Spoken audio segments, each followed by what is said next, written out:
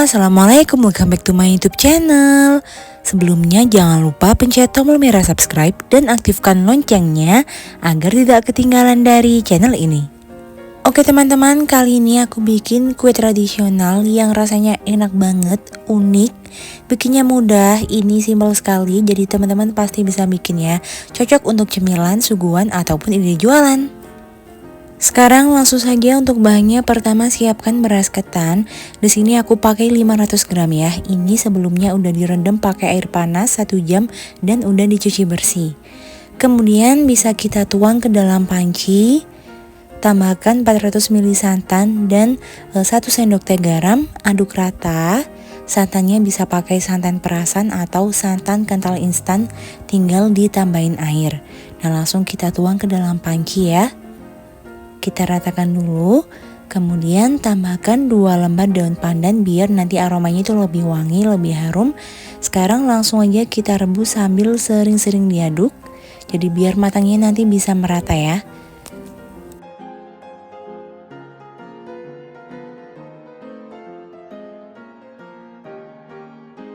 Ini kita aduk terus sampai air santannya itu asat, jadi nanti itu udah setengah matang. Nah, ini mulai agak asat ya, terus kita aduk. Nah, ini udah asat, tentunya udah setengah matang, langsung angkat. Kemudian sekarang bisa kita pindahkan ke dalam kukusan. Jangan lupa sebelumnya untuk memanaskan air ya, untuk mengukus. Nah, ini udah aku panaskan air, sekarang kita tuang ketannya, lalu kita ratakan. Nah, kalau airnya udah panas, sekarang langsung aja kita kukus. Ini kita kukus kurang lebih 30 menit atau sampai ketannya matang. Biasanya 30 sampai 45 menit. Sambil menunggu ketannya matang, sekarang siapkan buah naga. Di sini aku pakai 1 buah ya. Ini beratnya kurang lebih 700 gram. Ini yang separuh akan aku haluskan dulu, nanti sisanya yang untuk waktu kita ngaduk di kompor. Nah, ini kita haluskan pakai sendok aja seperti ini. Separuh buah dulu. Nah, seperti ini udah cukup ya, jadi nggak perlu terlalu halus karena nanti juga akan kita aduk jadi satu ya. Oke, ini setelah 45 menit ketannya udah matang, langsung kita angkat.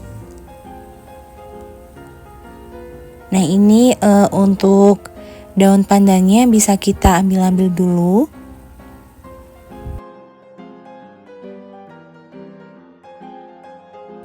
Sekarang bisa kita masukkan ya buah naga yang tadi udah dihaluskan.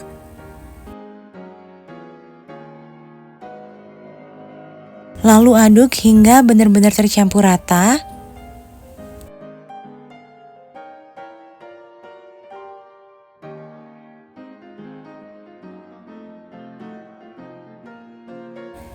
Oke, ini udah tercampur rata. Sekarang bisa kita sisihkan.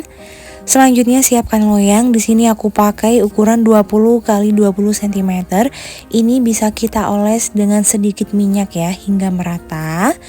Lalu di sini aku lapisin pakai kertas minyak atau bisa pakai daun pisang juga ya. Karena ini aku nggak ada di rumah daun pisangnya, jadi aku pakai kertas minyak dan dioles kembali dengan minyak hingga rata.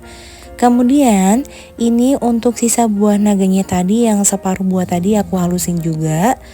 Lalu sekarang bisa kita tuang ke dalam panci. Tambahkan 150 gram gula pasir, sedikit garam. Kemudian di sini aku tambahin juga 2 lembar daun pandan biar aromanya nanti lebih wangi ya. Lalu masukkan 300 ml santan. Kalau bisa ini santannya yang agak kental seperti ini biar nanti hasilnya gurih. Sekarang bisa langsung kita rebus sambil sering-sering diaduk. Jadi biar santannya itu nggak pecah, tentunya lebih cepat merata. Nah, ini kita tunggu hingga mendidih. Kalau udah mendidih, sekarang bisa kita masukkan ketannya.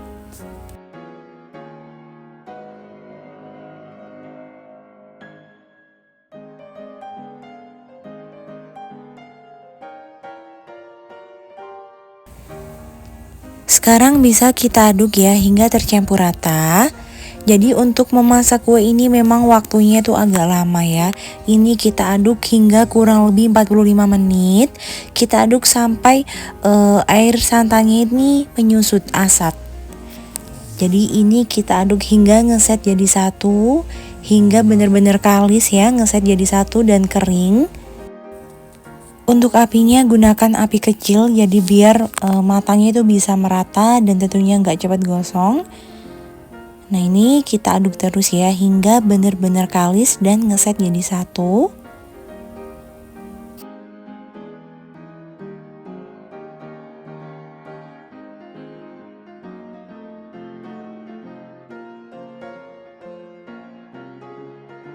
Nah sekarang ini udah kalis ya, udah ngeset jadi satu, udah cukup, langsung kita angkat.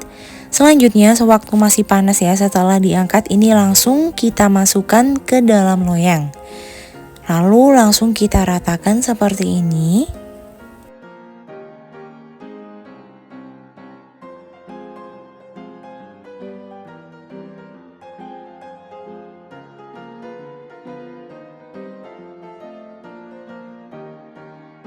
Kalau udah rata, ini kita diamkan ya, sebaiknya ditutup jadi biar atasnya itu nggak kering.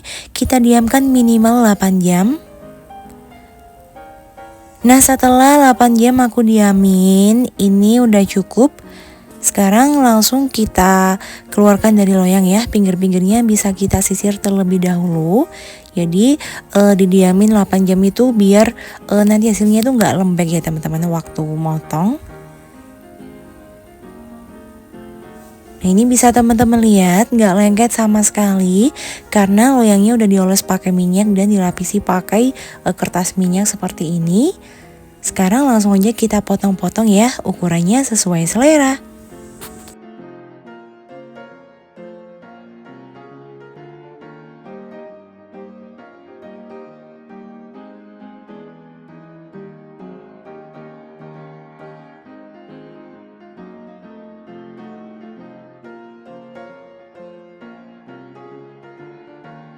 Nah sekarang misal dibuat untuk ide jualan, teman-teman bisa kemas pakai mika kotak plastik seperti ini. Nah jadi kalau misal dijual per kotaknya ini, per pieces bisa dijual dengan harga 4.000 sampai 5.000 ya, atau bisa disesuaikan di daerah masing-masing karena biasanya kue wajik itu memang agak mahal ya teman-teman dan bikinnya juga lama. Jadi kalau misal dijual 4.000 sampai 5.000 itu udah pantas. Ini juga rasanya tuh enak banget, lembut, manisnya pas. Jadi rasanya itu kayak wajik pada umumnya, cuman ini tuh lebih unik ya, ada rasa buah naganya, enak banget, recommended. Jangan lupa cobain di rumah.